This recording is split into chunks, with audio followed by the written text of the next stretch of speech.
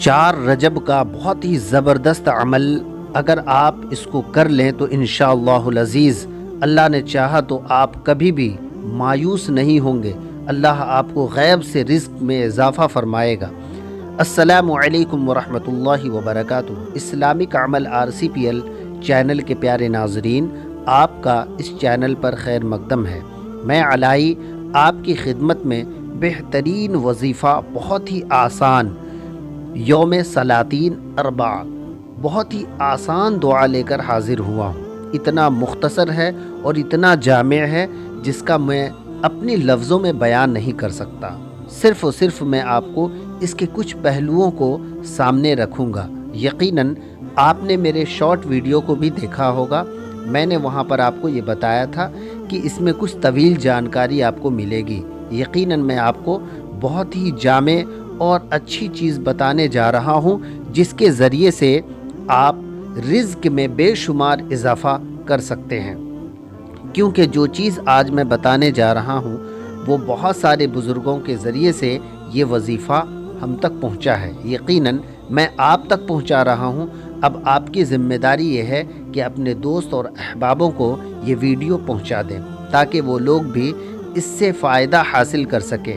اس وظیفے کو کرنے کے لیے کوئی وقت مقررہ کی ضرورت نہیں، صرف اور صرف سال میں ایک مرتبہ جو رجب کا مہینہ ہوتا ہے، جو مہینہ ابھی چل رہا ہے رجب کا مہینہ، رجب کے مہینے کے 4 تاریخ کو مغرب سے پہلے اس وظیفے کو کر لینا ہے۔ بہت ہی آسان اور جامع ہے۔ اس کو کرنے کے لیے سب سے بہتر یہ ہے کہ بعد نماز عصر کریں تو زیادہ اچھا ہوگا۔ آپ چاہیں تو بعد نماز فجر بھی کر سکتے ہیں، ظہر و عصر آپ کسی وقت بھی کر سکتے ہیں۔ آپ بالکل آزاد ہیں۔ سب وقت میں مقررہ میں جو آپ کو بہتر وقت ہو وہ وقت آپ کے لیے اچھا ہے۔ لیکن اگر میرا سجیشن لے، اگر میری ایڈوائز ہو تو میں آپ سے یہی کہوں گا کہ بعد نماز عصر آپ اس وظیفے کو کیجئے، انشاءاللہ العزیز آپ کو بے شمار فائدہ ہوگا۔ یا اگر آپ چاہتے ہوں تو 3 تاریخ مغرب کی نماز کے بعد، 3 تاریخ گزرنے کے بعد، مغرب کی نماز کے بعد چاند کے حساب سے 4 تاریخ شروع ہو جاتی ہے، تو آپ چاہے تو اس رات بھی کر سکتے ہیں۔ یعنی 3 کا دن گزر کر رات کی شب میں، یا پھر 4 کا دن گزرے مغرب سے پہلے اس وظیفے کو، اس عمل کو کر لینا ہے۔ اور یہ اتنا آسان ہے کہ اس کے لیے کوئی پرہیزگاری یا کسی طرح کی کوئی اور معاملات، جو کنڈیشن ہوتا ہے، جو وظائف کے بہت سارے رول ریگولیشن ہوتے ہیں، جو قوانین ہوتے ہیں، اس میں اس کی کوئی ضرورت نہیں ہے۔ آپ کو صرف اور صرف صدق دل سے آپ کو اس وظیفے کو کر لینا ہے۔ یقیناً اللہ تبارک و تعالی آپ کو مایوس نہیں فرمائے گا، اور آپ کے ضرور جو بھی آپ نے سوچ رکھی ہے، خاص کر کے برکتوں کے لیے، تو اللہ تبارک و تعالی آپ کو ضرور ان بزرگوں کے صدقے میں برکتوں کا نزول فرمائے گا۔ دوستو، جو وظیفہ میں آپ کو بتانے جا رہا ہوں وہ وظیفہ وہ آپ کے اسکرین پر میں آپ کو دے دیتا ہوں۔ سب سے پہلے آپ طریقہ سماعت کر لیں، پھر اس کے بعد میں وظیفہ بھی آپ کو سنا دوں گا، اس وظیفے کو پڑھنے کا طریقہ بھی بتا دوں گا۔ آپ کو کرنا یہ ہے کہ بعد نماز عصر آپ اپنے گھر میں چلے آئیں، بہتر ہے اپنے گھر میں آ جائیے، اور آنے کے بعد آپ کو صاف ستھری جگہ پر مصلی بچھا دینا ہے۔ اور یوم سلاطین اربع، اس میں جو دعا ہے بہت ہی بے شمار برکتوں کا ماہر ہے۔ انشاءاللہ العزیز اسی دعا کو آپ کو پڑھنی ہے۔ آپ کو کرنا یہ ہے کہ تھوڑی سی شیرنی، آپ ہو سکے تو کھیر بنا لیں، یا پھر زردہ وغیرہ، یا آپ بہتر کوئی بھی کسی اچھے دکان سے جہاں پاک صاف جو بناتے ہوں اس جگہ سے آپ لا کر کے کوئی بھی شیرنی اپنے پاس رکھ لیں۔ اور آپ کو سب سے پہلے جو ہے کوئی بھی جو سورہ آپ کو یاد ہے وہ سورہ مکمل پڑھ لینا ہے، لیکن اس کے پڑھنے سے پہلے آپ کو 11 مرتبہ درود شریف پڑھ لینی ہے، اور خوشبو سے وہ جگہ کو معطر کر دینا ہے۔ چاہے آپ عطر و گلاب کا استعمال کریں، یا اگربتی موم بتی وغیرہ جو ہے اس کا بھی استعمال کر سکتے ہیں۔ بعض اوقات لوگ دھون وغیرہ بھی جلاتے جو خوشبودار ہوتا ہے، آپ اس کا بھی استعمال کر سکتے ہیں۔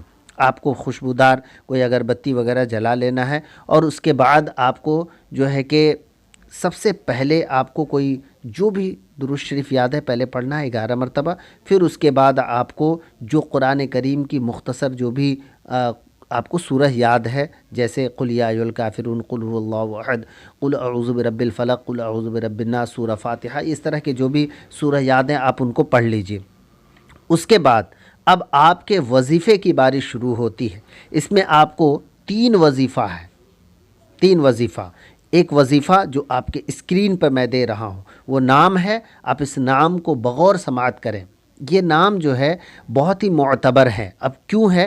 پہلے آپ نام سماعت کریں، پھر اس کے بعد میں آپ کو ان کے بارے میں کچھ بیان کروں گا انشاءاللہ۔ آپ اس کو سنیے۔ اس میں جو پڑھنا ہے آپ کو، السلام علیکم یا خواجہ عبد الکریم جانب مشرق۔ پھر دوسرا آپ کو بولنا ہے السلام علیکم یا خواجہ عبد الرحیم جانب شمال۔ السلام علیکم یا خواجہ عبد الرشید جانب جنوب۔ السلام علیکم یا خواجہ عبد الجلیل جانب مغرب۔ پھر دوسرا آپ کو یہ کلمہ ادا کرنا ہے جو عربی میں آپ کے سامنے ہے، وہ میں پڑھ کر آپ کو سنا دیتا ہوں۔ اگر آپ کو پڑھنا نہیں آتا ہو تو میرے کلمات کو آپ وہاں پر ریویژن کر لیں، آہستہ آہستہ سنیں اور اس کو دہرائیں۔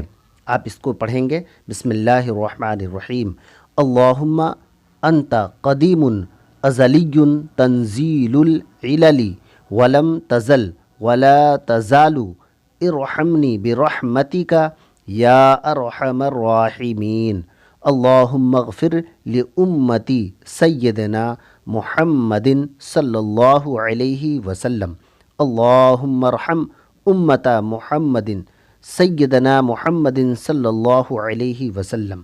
اس الفاظ کو، اس کلمات کو آپ کو پڑھنا ہے 1 مرتبہ۔ یہ آپ کو 2 طرح کا وظیفہ میں نے آپ کو بتا دیا۔ اب میں آپ کو اس کے آگے کا وظیفہ دکھا رہا ہوں۔ اس کے بعد آپ کو 3 مرتبہ درود شریف پڑھنی ہے، جو بھی آپ کو یاد ہو آپ اسے پڑھ لیں یقیناً۔ اس کے بعد آپ کو دعا کرنی ہے۔ اللہ تبارک و تعالیٰ ان بزرگوں کے صدقے میں آپ کو جو کچھ بھی آپ مانگیں گے یقیناً اللہ تبارک و تعالیٰ آپ کو عطا فرمائے گا، کیونکہ ان بزرگوں کے بارے میں بے شمار ایسے کتابوں میں، ہم فتاوی رضویہ جلد نمبر 6 صفحہ نمبر 605 میں آپ یہ پوری ڈیٹیلز کو پڑھ سکتے ہیں، آپ ان کی پوری جانکاری لے سکتے ہیں۔ آپ کے من میں یہ سوال ہوگا کہ سلاطین اربع کون ہیں؟ حضور سیدی اعلیٰ حضرت فرماتے ہیں کہ یہ چاروں حضرات جہات اربع میں اوتاد اربع ہیں۔ یہ اسماء طیبہ ان کے اشخاص کے نہیں ہیں بلکہ عہدے کے ہیں، یعنی ان کا ایک نام، یہ خاص نام نہیں ہے بلکہ اللہ تبارک و تعالیٰ نے خاص عہدے کے لیے عطا فرمایا۔ جس طرح ہر غوث کا نام عبداللہ ہے، جتنے بھی غوث ہیں سب کو نام عبداللہ ہوتا ہے۔ اب ان کے دونوں وزیروں کے نام عبد المطلب اور عبد الرعب ہیں، یعنی ان کے جو وزیر ہوتے ہیں ان کے ساتھ جو رہتے ہیں ان کے نام ہوتے ہیں۔ اب اس عہدے پر مقرر ہوگا، ظاہر میں نام کچھ رکھتا ہو لیکن باطن میں ان کا نام یہی رکھا جائے گا، باقی واللہ عالم بالصواب، اللہ بہتر جانتا ہو۔ اب ان بزرگوں کے بارے میں بتایا جاتا ہے کہ یہ بزرگ